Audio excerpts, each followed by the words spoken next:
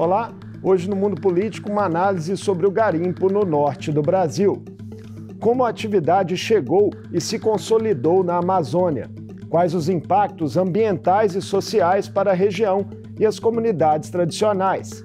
E as respostas do poder público à prática ilegal na esteira da dramática crise humanitária no território Yanomami. Eu converso com o professor e coordenador do curso de Ciências Sociais da Universidade Federal de Roraima, Rodrigo Chagas. Bem-vindo ao Mundo Político, Rodrigo. É um prazer recebê-lo.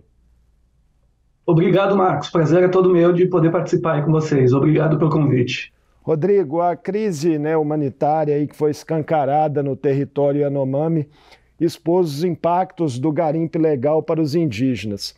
Por que o quadro especificamente dali se deteriorou tanto nos últimos anos? A gente tem uma notícia de hoje do portal UOL que afirma que durante o governo Bolsonaro a FAB, a Força Aérea Brasileira, negou pedidos da Polícia Federal para fechar o espaço aéreo da região, para aumentar a fiscalização. Enfim, o que aconteceu ali para a coisa se descontrolar tanto? Marco, a questão é bem complexa, tá? Não é uma questão que começa hoje, nem no governo Bolsonaro, mas fatos como esse que vão saindo à tona indicam um pouco porque a situação chegou até o ponto, né? Então, o fechamento do espaço aéreo está se mostrando uma tomada de decisão muito necessária para o controle disso, né? A gente consegue ver o resultado desse tipo de atividade. Então, esse é um ponto. Mas, de toda forma, a gente tem que pensar um pouco mais a longo prazo, né? Vamos lembrar um pouquinho da história de Roraima. Eu acho que isso ajuda a entender um pouquinho a prática da garimpagem, como a gente chegou até aqui, né? De certa forma, eu tenho defendido a ideia de que a garimpagem aqui em Roraima é um projeto do Estado, né?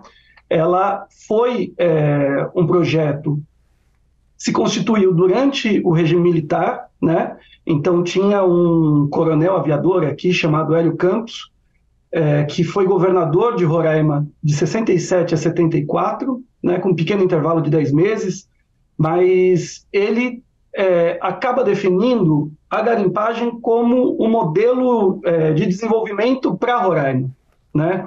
Não é à toa que ele manda construir um monumento do garimpeiro, né? Um monumento em homenagem ao garimpeiro. Então, daí dá para a gente ter uma ideia de quando vem esse processo e o quão importante é o papel do Estado, o papel do empresariado local para o desenvolvimento da garimpagem.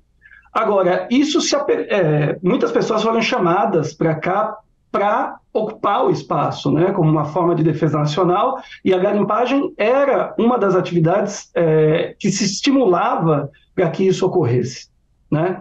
Então você tem desde caboclos, ribeirinhos, pessoas, migrantes do Nordeste, mais recentemente migrantes venezuelanos, né, inclusive indígenas de outras etnias ou indígenas cooptados dessa região específica, né, da TI Yanomami, que acabam atuando em uma das atividades da garimpagem.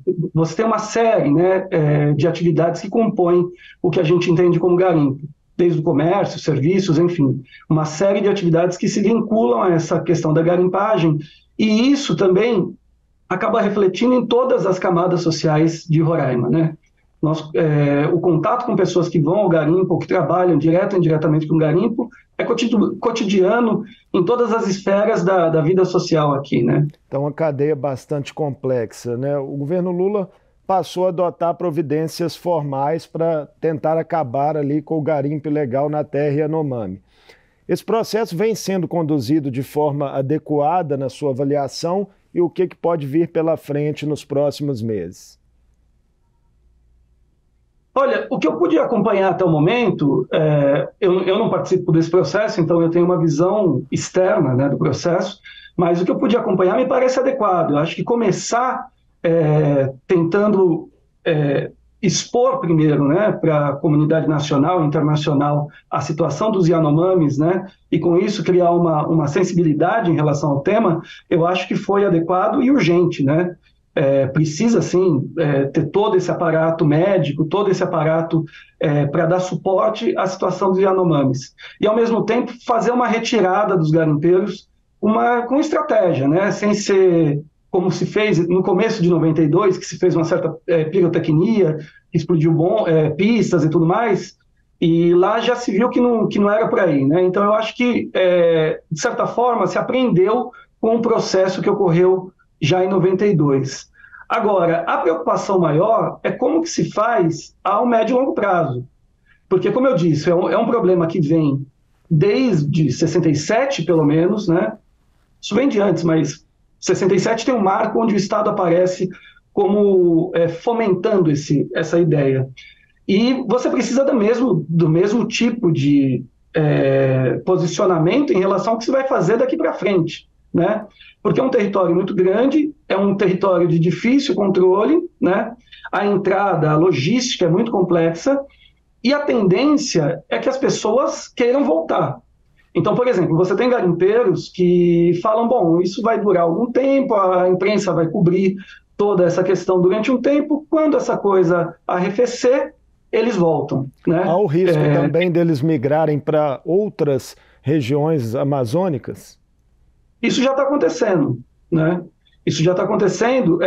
Vale lembrar o seguinte, quem trabalha com garimpo, o pessoal mais antigo do garimpo, não geralmente fixa um lugar, né? Eles vão de um país para o outro. É comum, com o fechamento em 92, muita gente migrou para a Venezuela, né? Só que com a crise venezuelana, essas pessoas foram voltando, principalmente a partir de 2016, né? Então pode ser que alguns migrem para a Venezuela, mas eu acho um pouco mais improvável porque a situação lá está bem complicada também. Já começou a acontecer do pessoal descer no sentido do Pico da Neblina, tem relatos sobre isso, né? Tem relatos também de garimpeiros que já foram para o Suriname ou para a Guiana, né? Na Guiana, que é aqui do lado também, 200 quilômetros da capital Boa Vista, você está na fronteira com a Guiana, né? E lá o garimpo é legalizado para os guianenses, mas há parcerias entre guianenses e brasileiros, ou pelo menos se tenta algumas parcerias, né?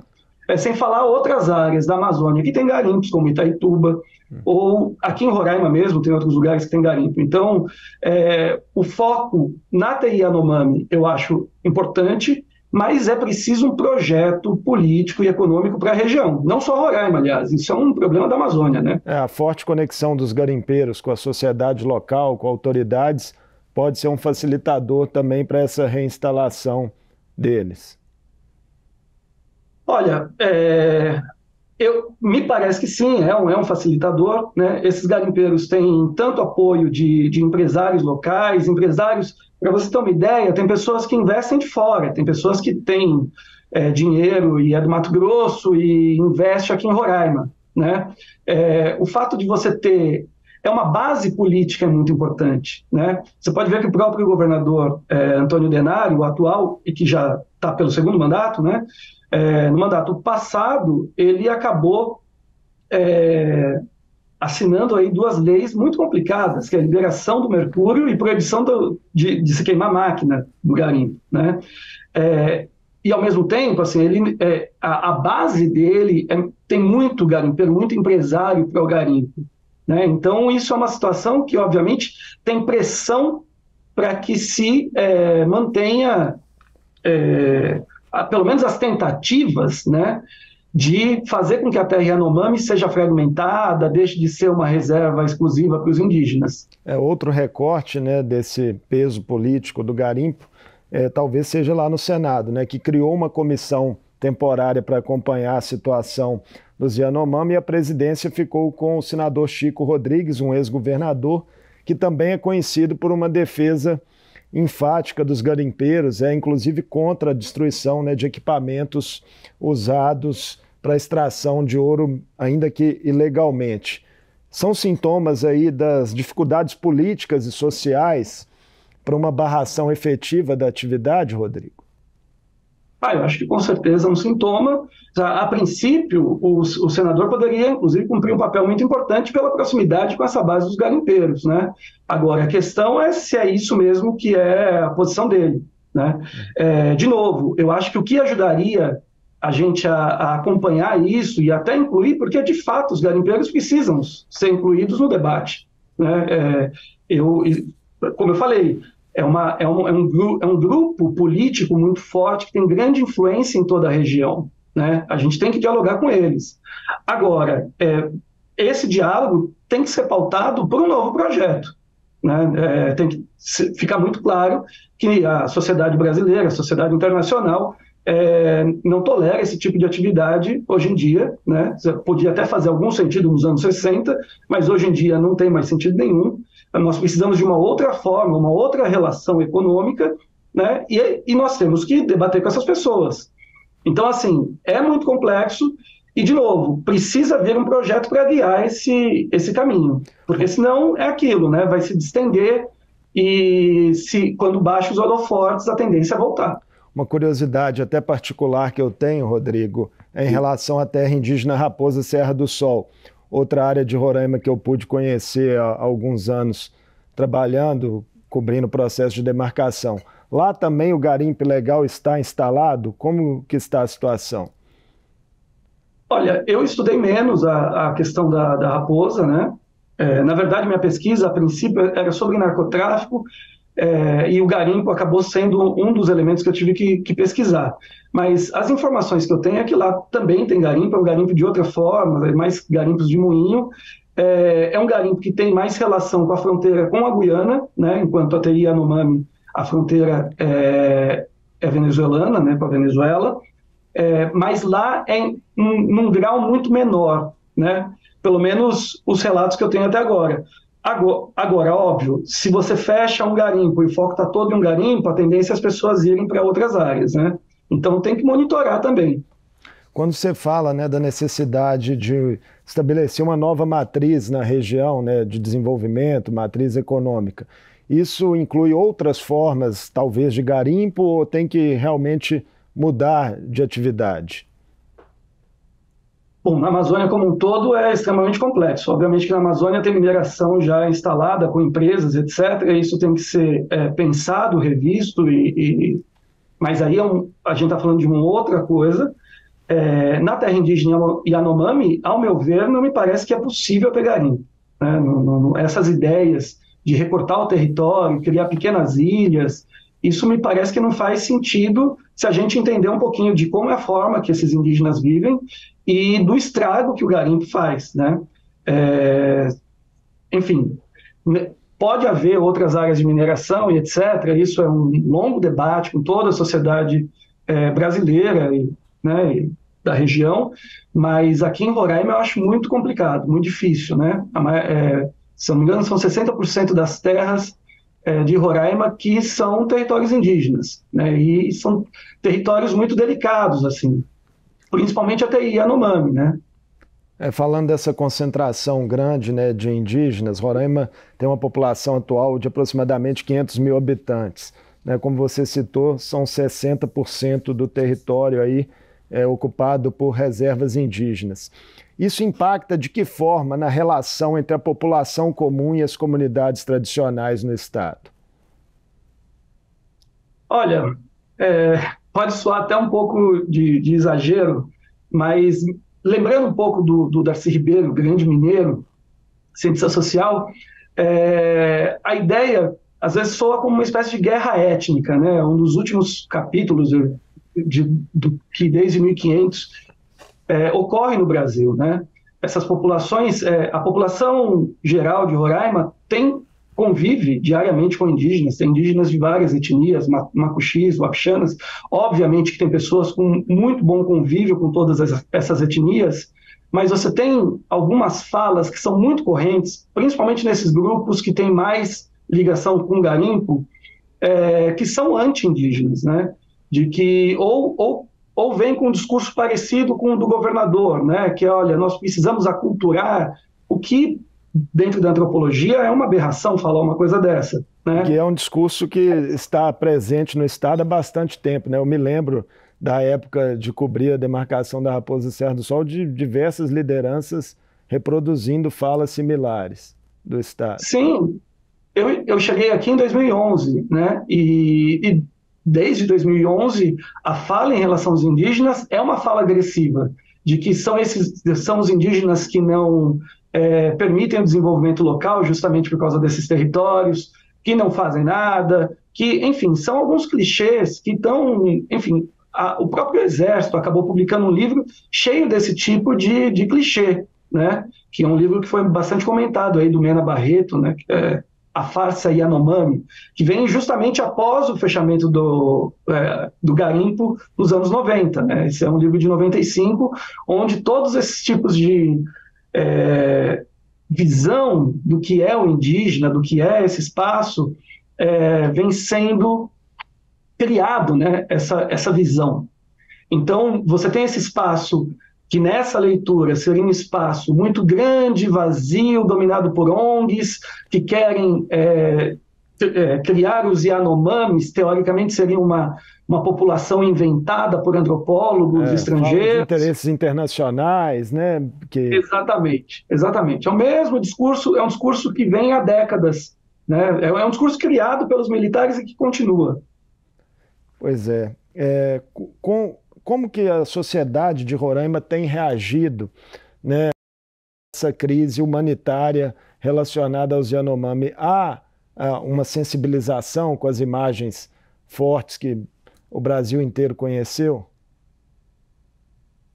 Então, você tem um grupo menor que de fato ficou horrorizado, mas no geral você tem alguns discursos de que isso é manipulação, de que os indígenas que aparecem nas reportagens eles trouxeram da Venezuela. Enfim, você tem todo um discurso que continua nessa mesma linha que a gente comentava agora, né? Falando, olha, isso é manipulação da imprensa que não é confiável, desse governo que entrou agora, e isso já vem de há muito tempo, né? O próprio governador falou que isso não é uma questão nova, e de fato não é. Né? De fato não é uma questão nova, de fato pode vir índios da Venezuela, porque o território Yanomami não respeita a fronteira necessariamente do Brasil, ele passa para a Venezuela e vai para o Amazonas também, mas obviamente que o que está sendo mostrado não são só índios da Venezuela, isso não faz sentido quando a gente pega os dados, né? Mas o discurso é esse, então você tem uma recusa muito grande, né? E isso piora na medida em que se trata do garimpeiro como fosse uma única figura, uma figura má, e etc. Né? Vamos lembrar, meus alunos são garimpeiros, o pai, os avós dos meus alunos foram garimpeiros ou são garimpeiros. Então, assim, quando você acaba criando essa forma um pouco maniqueísta de tratar do problema, a tendência aqui vai ser a recusa até da conversa, até do diálogo.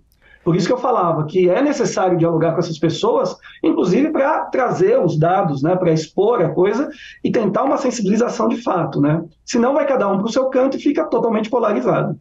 Informações dão conta, Rodrigo, de que a maior parte do ouro extraído ilegalmente em Roraima é vendida formalmente para a Índia por meio aí de um esquema criminoso que esquentaria o ouro, com documentação falsa, enfim. Seria nessa linha, o caminho do minério ilegalmente extraído. Sufocar o financiamento é um desafio maior que o combate à atividade na ponta? Olha, veio a público, acho que há 2 semanas atrás, uma informação importantíssima de alguns pesquisadores da questão do ouro, né, que mostra como nós temos problemas legais desde 2013, pelo menos, em relação ao lastro, né, desse ouro. Né? É um absurdo que o ouro, em geral, né, não tenha nenhum tipo de controle. Né? Então, de fato, você buscar esse tipo de instrumentalização, né, para conseguir controlar mais o ouro ou insumos, né, como mercúrio ou combustível de aeronaves aqui, que também, para você manter esse esquema de voos, são muitos voos, né? Precisa de um fornecimento de combustível de aeronave muito, muito grande. Então, assim, tem uma série de questões que podem ser melhoradas. Mas, de novo, eu acho que tudo isso ajuda a controlar, né? Mas você vai precisar de projetos a longo prazo. O garimpo ilegal, Rodrigo, você falou que fazia pesquisas, né? Aí também sobre tráfico de drogas. De que forma esses dois problemas dialogam né? O garimpo ilegal, o contrabando de agrotóxicos, tráfico de drogas, entrada de refugiados, enfim. São diversas questões de fronteira ali que tornam o ambiente bastante complexo. Roraima hoje é um grande laboratório, né, social, né? Eu não estou falando que isso seja bom, certo? Mas para a minha área das ciências sociais, Roraima é um grande laboratório social, porque vários dos dilemas que o mundo vive hoje está passando por aqui, né? Então, refugiados, imigração massiva, narcotráfico internacional, a questão das comunidades autóctones e a degradação da Amazônia, né? Tudo isso acontece com muita intensidade em Roraima, né? Desde pelo menos 2016, essas atividades se intensificaram muito. Lembra que em 2017, entre 2016 e 2017, você tem aqueles massacres na penitenciária agrícola de Monte Cristo, né? A PANC, aqui em Roraima. E é em 2016 que você tem a ampliação da quantidade de imigrantes que vem para Roraima e também do garimpo na terra indígena Yanomami, né? Então, 2016, 2017 foi um grande marco de todo esse processo. E esses processos tenderam a se mesclar, né? Como eu comentei, a minha hipótese é que parte dessa volta do garimpo, né? O garimpo nunca acabou de vez na TI Yanomami, de fato esses problemas problema sanitário, vários problemas sempre aconteceram, mas a partir de 2016 a coisa se intensificou muito e nos últimos anos de uma forma muito grande, porque aí vem a Covid também, né? Não só governos que são a favor, ou pelo menos simpáticos ao garimpo, mas também veio a questão da Covid, onde as pessoas tiveram que entrar para ganhar a vida, foram para o garimpo, etc. Agora, a questão do narcotráfico e garimpo, ela já é sabida há muito tempo também, né? Tanto a questão da saúde indígena quanto a questão do narcotráfico estão em relatórios dos anos 90, oficiais. Falaram, olha, garimpo nessa região vai dar problema na saúde indígena e vai levar ao tráfico internacional. A gente encontrou reportagens dos anos 90, onde já se utilizava pistas do garimpo. O que acontece é que desde 2014, 2015, você tem o PCC e o Comando Vermelho na região, né? Então isso ganha uma outra dimensão, é outro tipo de problema. Por outro lado, você tem as próprias facções, né, e milícias da Venezuela, né? A gente tem dados de até 5 facções que atuam aqui na fronteira, né? Algumas inclusive em Boa Vista. Então o problema é muito maior do que parece. E aí você vai criando uma espécie de narcogarimpo, né? São garimpos controlados por facções, né? Então você tem aquela região todo garimpo, não sei se o telespectador tem noção do que é um garimpo, mas a parte social do garimpo, que o pessoal conhece como currutela, que é onde tem as vendas, né, uma cantina, mas também tem o prostíbulo, a venda de droga, não só de comida e de diesel, né? Então, essa parte social, algumas delas foram dominadas por facções, e essas facções também podem atuar, não é uma coisa que vem de cima para baixo como se fosse uma empresa. Então, assim, são várias iniciativas vinculadas a grupos criminosos, né? E aí você tem iniciativas desde a mineração, da lavra mesmo, mas principalmente na parte de logística, né, que é onde se concentra principalmente o ouro, e nessa parte social da currutela, né, também atua aí esses grupos. Desafios imensos para o Estado brasileiro, né? Rodrigo, pensando agora, a gente já está chegando para o fim da entrevista, nesse desafio de uma nova matriz econômica na região, fala-se que o Brasil vai receber aí um aporte de cerca de 200 milhões de euros, equivalente a 1 bilhão e 100 milhões de reais do governo alemão para ser utilizado em ações ambientais do Fundo Amazônia de reflorestamento. É uma ajuda que pode gerar impactos positivos nos estados da região? Não, sem dúvida, né? O Fundo Amazônico ele pode ajudar em vários aspectos, mas você precisa pensar, e aí pensar junto com população local e com a realidade local, né, algumas alternativas. E também ver o que funcionou e o que não funcionou em outros lugares e aqui mesmo na região. Tá? O que você acredita que no caso de Roraima especificamente seja uma alternativa? Olha, é difícil dizer uma alternativa assim que milagrosa que arrume o problema, né? Eu evito esse tipo de coisa. Eu acho que isso tem que ser dialogado com vários grupos para tentar construir algo novo, tá? Porque se vir alguma coisa de cima para baixo, eu acho que assim tem que ter as questões emergenciais, tem que ter emprego mais imediato para essas pessoas que estão saindo do garimpo, às vezes construções de estrada, vicinais, reformas e coisas do tipo. Isso pode ajudar no curto e médio prazo, mas aí, de novo, é possível construir algum tipo de indústria local que respeite a particularidade dessas terras indígenas? É possível alguma coisa? Porque, por exemplo, você tem o agronegócio que veio para cá, só que o agronegócio, ao que parece, tem várias afinidades aí com atividades do garimpo e etc., né?